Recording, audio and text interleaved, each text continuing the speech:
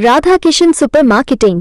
बचपन से लेकर 55 तक हर उम्र के रेडीमेड कपड़े, साड़ियों का संपूर्ण कलेक्शन एवं विशाल range, girls wear, men's wear, kids wear, ladies wear, सभी एक ही स्थान पर।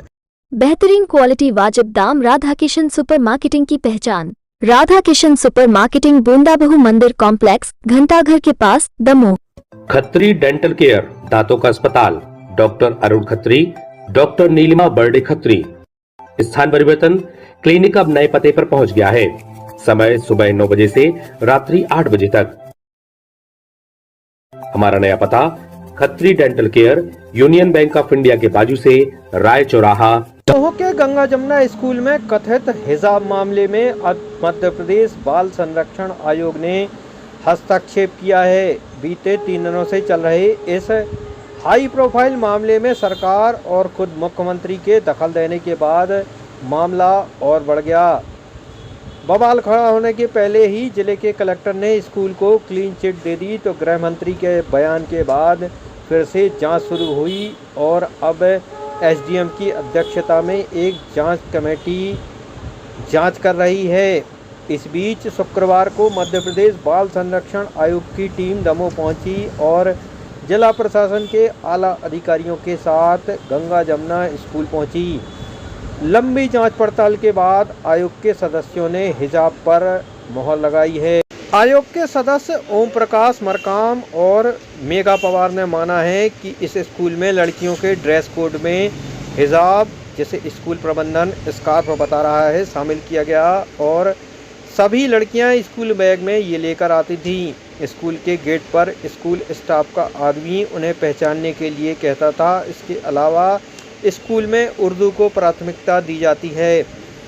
स्कूल बिल्डिंग के अंदर क्लासरूम और कई जगहों पर आयतें लिखी गई हैं। आयोग की टीम के मुताबिक कई अभिभावकों ने उन्हें इस बात की जानकारी दी है कि स्कूल में धर्म विशेष की शिक्षा दी जा रही है, जिसके बारे में पेरेंट्स को जानकारी नहीं थी, लेकिन विवाद सामने आने के बाद अब सब सामने आ रहा है।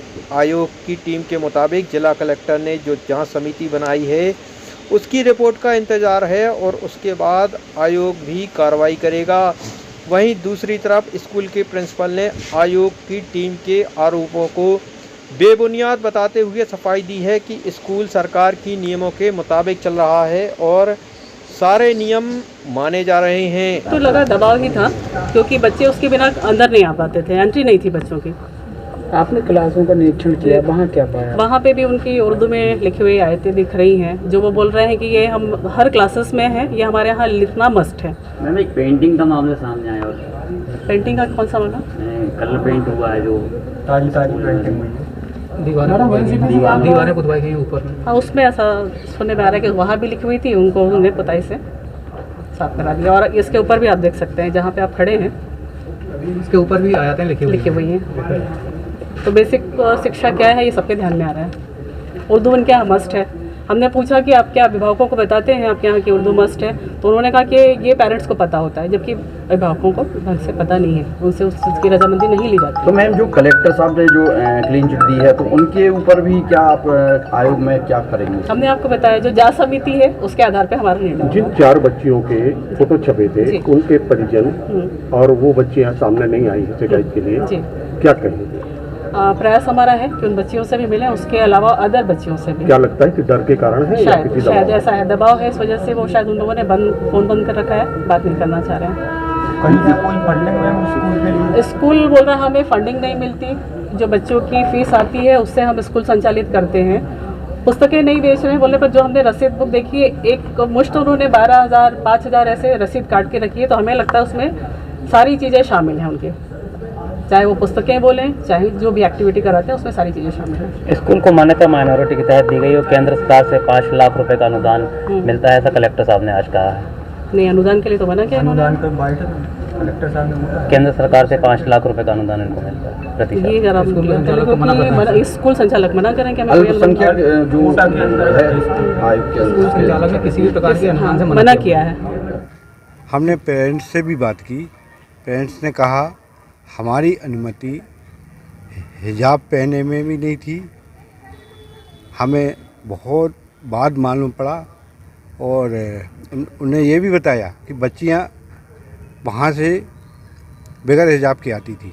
गेट पे कोई गुड्डा नामक व्यक्ति है, वो कहता था हिजाब पहनो, स्कार्फ मत पहनो, हिजाब पहनो, ये बोलता था।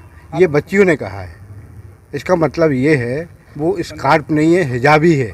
सर, कुछ बच्चियों के बयान हम लोगों ने भी रिकॉर्ड किए हैं। उनका साफ कहना था कि जैसे दीगर स्कूलों में पढ़ाई होती है वहाँ वैसे ही है यहाँ, और हम पर कोई जोर जबरदस्ती नहीं है कि आप इसका नहीं, जोर जबरदस्ती नहीं है तो क्या आप अपनी धर्म की पॉलिसी लागू करोगे क्या? अपने धर्म की पॉलिसी थोड़ी लागू करोगे। अनुच्छेद देखो, अनुच्छेद 28(3) आप देख लें, जिस पे पेरेंट्स की अनुमति ऐसी धार्मिक जो संस्थाएं हैं उनमें लेना जरूरी है। लिखित अनुमति इनके पास एक पेरेंट्स की नहीं है, इसलिए वो उल्लंघन है। 28 धारा अनुच्छेद जो 28(2)(3) आप लिख लें, 28(2)(3) का उल्लंघन है। बंद दरवाजे में बच्चों से जो आप लोगों ने बातचीत की उसमें क्या निकल के आया? बच्चियों ने कहा है कि वो हमें बताया नहीं, कोई गुड्डा नामक व्यक्ति था जो गेट पे बैठता था। वो जब वो हिजाब नहीं लगाती थी वो कहता था हिजाब, स्कार्फ नहीं, हिजाब लगाओ। भाई साहब, बच्चों को हिजाब ना पहने कोई पनिशमेंट दी जाती थी क्या? हैं? कोई पनिशमेंट दी जाती थी बच्चों का हिजाब नहीं पहने? नहीं, डांट डपट होती थी, पनिशमेंट की बात नहीं आई, डांट डपट जरूर होती थी। जांच के दौरान क्या पाया आप लोगों ने, क्या कार्रवाई की जाएगी, क्या मानना है? हम इस पर कार्रवाई करेंगे। धारा IPC की धारा है वो 295, एक और दो तीन धाराएं और हैं। अभी तो हम बैठ के देखेंगे कि इस पर क्या क्या मामला बनता है और इसका प्रतिवेदन हम जिला कलेक्टर को भेजेंगे कार्रवाई के लिए। उनमें सारे बिंदु आ जाएंगी, वो धाराएं भी आ जाएंगी जो धाराएं पे उनके मामला बनता है। टीम ने निरीक्षण किया है, क्या चीज़ें पाई हो, क्या आपको लगता है? जी, जैसा कि हम लोगों के ऊपर अभी 10th बोर्ड का सब एग्ज़ाम आने के बाद हम लोगों ने बच्चों ने इतना अच्छा रिजल्ट दिया कि हमारे 65 में से 61 स्टूडेंट फर्स्ट पोजीशन पे हैं, फर्स्ट डिवीज़न से पास हुए हैं। तो उसी को की खुशी में हम लोगों ने एक बैनर लगाया जिसमें बच्चियों की फ़ोटो थी। उसमें कुछ नॉन मुस्लिम बच्चियाँ भी थीं, लेकिन चूँकि हमारे स्कूल का ड्रेस कोड स्कार्फ था तो बच्चियाँ स्कार्फ पहनती। कुछ दलों ने उसके ऊपर कार्रवाई की और ये यहाँ तक पहुँची, लेकिन जो कुछ यहाँ पे मिला ऐसा पेरेंट्स की सहमति है, क्योंकि आज तक एक भी कंप्लेन ना पेरेंट्स की तरफ से ना स्टूडेंट की तरफ से दर्ज हुई है कि उनको इस चीज़ में कोई ऑब्जेक्शन। मैम, टीम कह रही है कि ये हिजाब ही है, स्कार्फ नहीं है, आपका क्या कहना है इस बात? देखिए, हिजाब और स्कार्फ ये चीज़ें तो आज जो प्रेस कॉन्फ्रेंस हुई थी उसमें हो गया है कि यदि ठीक है, अगर हम किसी की धार्मिक भावनाओं को कुछ ठेस पहुँचती है तो हम उसको कंपलसरी नहीं है, हमारे यहाँ वैसे भी कंपलसरी नहीं था और ऑप्शनल में कर देंगे। जिसको करना है वो करे, जिसको नहीं करना है वो ना करे। लेकिन आज जो यहाँ पे टीम आई और उन्होंने सर्वे किया तो सिर्फ एक उर्दू लैंग्वेज पे इन्होंने फोकस किया, जबकि हमारी फर्स्ट लैंग्वेज इंग्लिश है, क्योंकि Ganga Jamuna English medium school है। मैम, जितनी भी किताबें यहाँ पे हैं वो हिंदी में हैं कि सब उर्दू में हैं? जी ना, उर्दू में नहीं, उर्दू सिर्फ एक सब्जेक्ट है। सारा इंग्लिश मीडियम स्कूल है इसलिए सारी बुक इंग्लिश में है। एक हिंदी का सब्जेक्ट है और एक उर्दू का सब्जेक्ट है। जो थर्ड लैंग्वेज है वो हमारी उर्दू है, फर्स्ट लैंग्वेज हमारी इंग्लिश है, सेकंड लैंग्वेज हमारी हिंदी है। तो ये जो कमेटी ने बोला है कि हमारी फर्स्ट लैंग्वेज उर्दू है, अभी हम जस्ट 5th का स्टेट गवर्नमेंट का हम एग्ज़ाम दे के चुके हैं, हम 8th का बोर्ड एग्ज़ाम दे के चुके हैं, 5th का एग्ज़ाम दे के चुके हैं, 10th का एग्ज़ाम दे के चुके हैं, जो बोर्ड से संचालित होते हैं।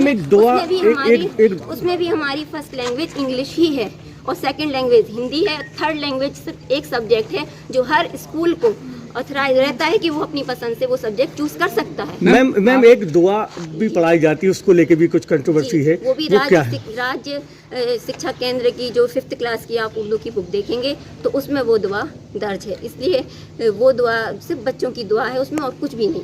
मैम, आपके स्कूल में ब्लैक बोर्ड लगे हैं, ब्लैक बोर्ड पर सिर्फ एक ही भाषा लिखी है, उर्दू में कोई श्लोक नहीं लिखा है, अन्यथा इंग्लिश और हिंदी में क्यों नहीं? जी हाँ, है ये ऐसा कि उर्दू में हमारा एक बिस्मिल्लाहिर्रहमानिर्रहीम जिसका जो हिंदी ट्रांसलेशन यदि हम करते हैं तो उसका मतलब होता है कि हम शुरू करते हैं ईश्वर के नाम से, ये उसका एक Hindi translation. Ma'am English team में को भी इस बात अपन पे लिख आपत्ति सकते है थे। कि केवल उर्दू में ही क्यों, हिंदी में क्यों नहीं?